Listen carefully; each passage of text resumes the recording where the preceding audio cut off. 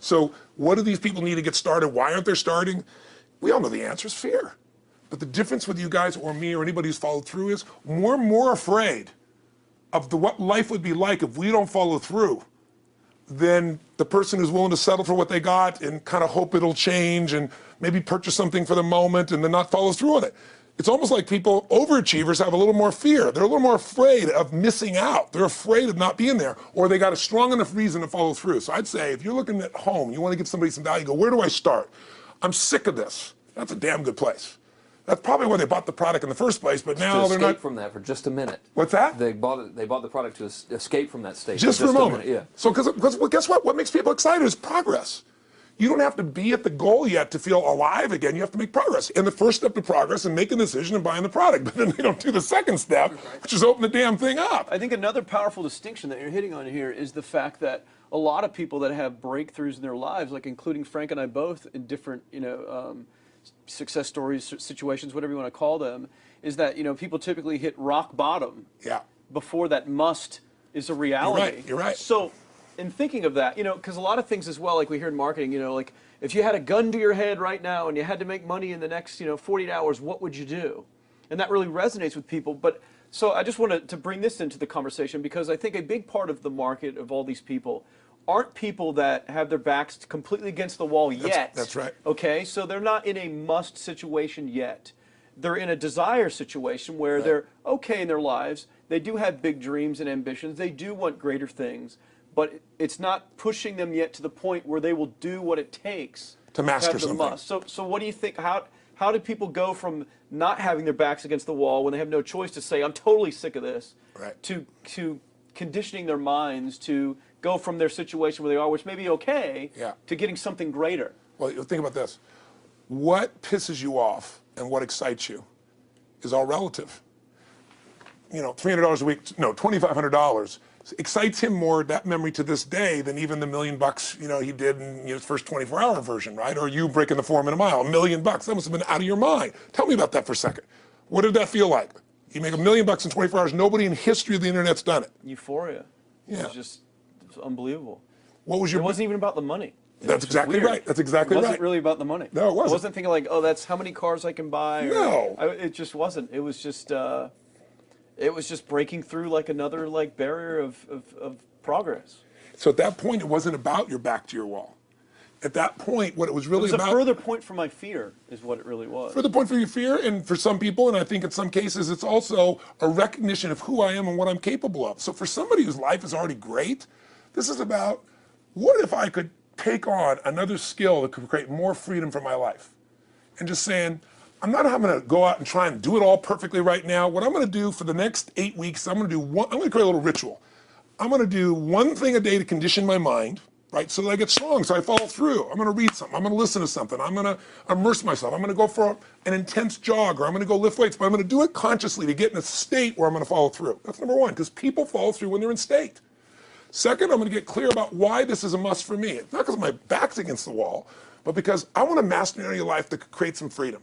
I'm not going to master it overnight, but I got the system, I got the plan. I'm going to do one thing a day. I'm going to work on one subject a week. This week's going to be about figuring out what the right product or industry is. Next week's going to be basics of building traffic. And each week I'm going to make a little progress, and I'm going to get to a goal, whatever that is.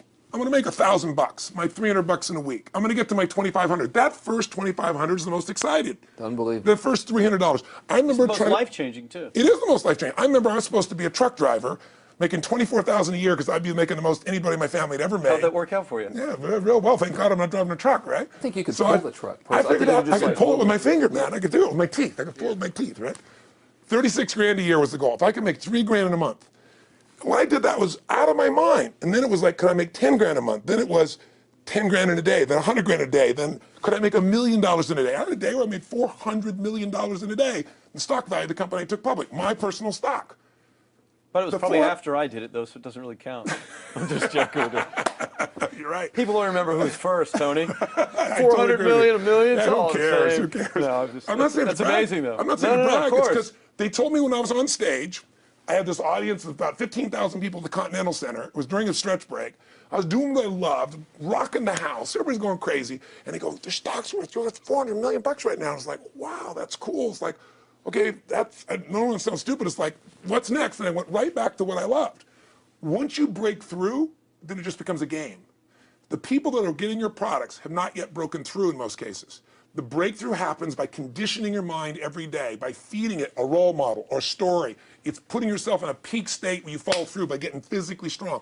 It's creating a little ritual of doing a little bit each day, and then you get momentum. But the most important thing of all is what we started out with. Why? Absolutely. Why is it a must for you? It doesn't have to be you're against the wall, but it has to be something you're hungry for, because the only difference in people is hunger. And if you're not hungry, get around people that are hungry and something will hit you. You watch a conversation, you get around people that are doing better, and all of a sudden you start going, my life sucks. I remember I went to a guy in LA. He's one of the most multi-billionaire guy, I'll never forget. And I lived in the Del Mar Castle, and I was really proud. That was like the symbol of me having taken myself from being poor to providing for my family this great place. It's built from castles in Europe overlooking the ocean, not far from you. And I went to this guy's house. He's a billionaire. He took me down to his wine cellar. I don't even drink wine. Went through this whole thing. At the end of the night, I was depressed. I lived in the Del Mar tenement, as far as I was concerned. I really was. I was like, I live in a crappy place, and all my standards changed. All of a sudden, I wasn't willing to settle for living that. All of a sudden, my back was to the wall in a different way, because as a man, I knew I was capable of more. So people can change their standard by getting around where it's better. People can change their standard by getting associated with what's true, like the bills they got to solve, the problems they got to do it. Or they can do it because they're excited, because it's something new they want to take on. Everyone's different, but they got to find the why, and they got to come up with some daily rituals to get them going, and just do a step at a time. That's where you get momentum. Awesome. That is awesome. So, think about it. What's the holy grail between somebody taking action or not? It's one word: certainty. When somebody is absolutely certain, the common word is believe, right? But you can believe at a general level, or you can believe with certain. When you're absolutely certain that if I do this, it's going to get that result, and that result's going to change my life, you'll do it. When you think it absolutely is not going to work, you're never going to do it. The middle no man's land of maybe it'll work, maybe it won't, that's the piece that kills people, right? So if it's a must for you, you got to make it work, right? In our case, right? That's an example.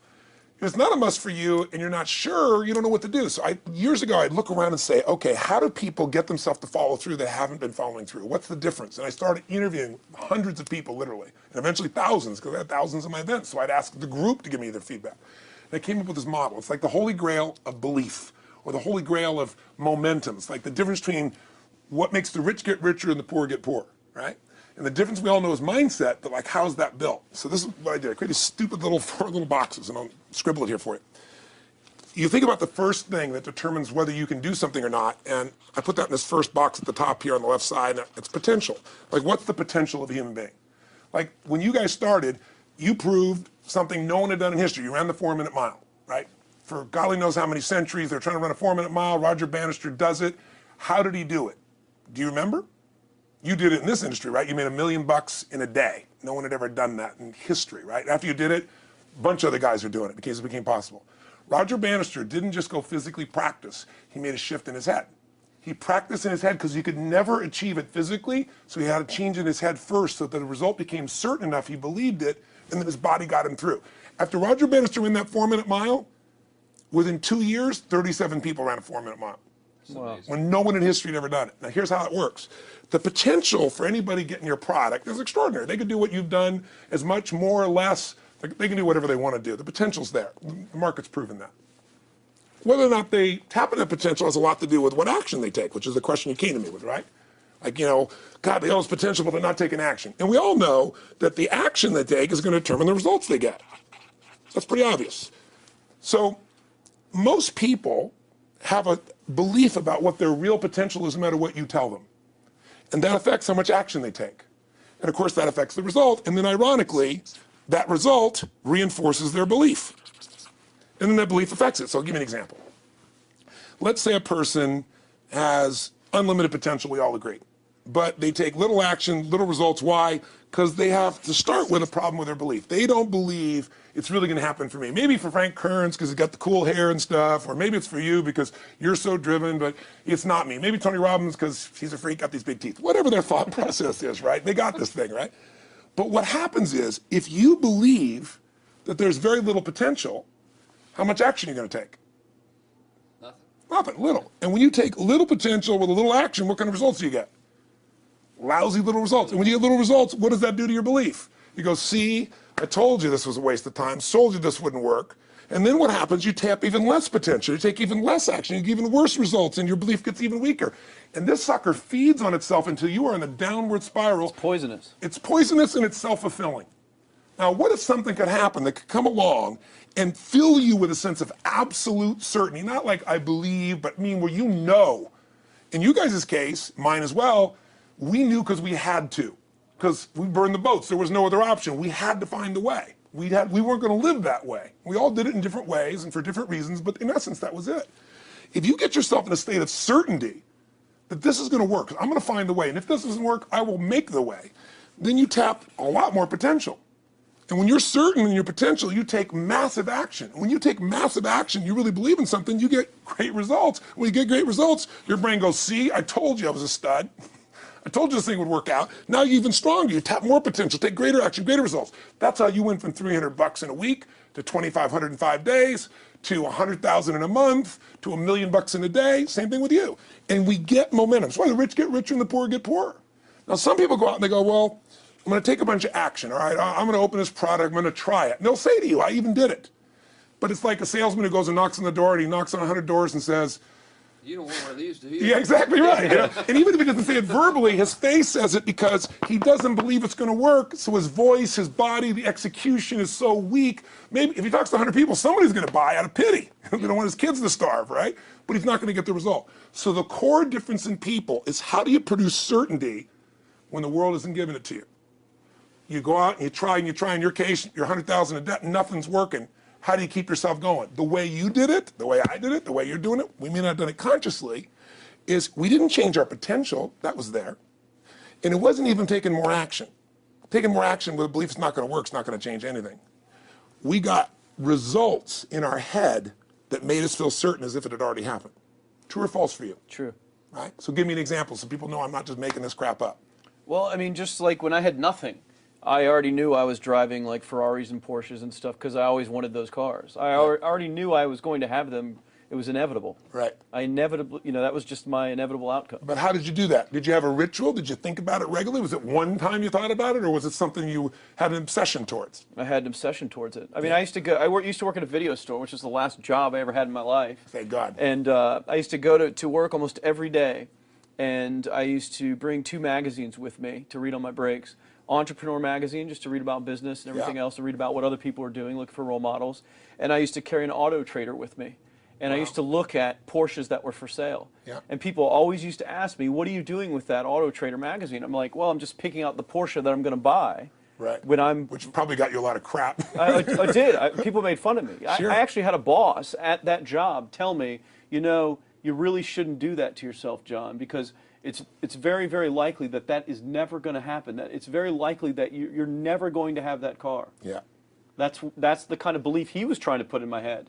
And I was like, no, you don't realize that it's inevitable that I will drive here sometime in the near future with that car when I'm not working for you and drop movies off for you to put back on the shelf. And that actually happened. And it was one of the most fulfilling days of my entire life. And the great thing was when I pulled up in this car, I was in my mid-20s, a car that most mid-20s. What kind of car was it? It was a Porsche 911 Turbo. It was a convertible and everything. It was a beautiful car. It was one I always dreamed of having. But, for a few years I always circled the ads of which ones I was going to buy. Well, when I finally got it and I pulled up at the store, I had all these people, some people that were still working at this $7 an hour job were there years after I left.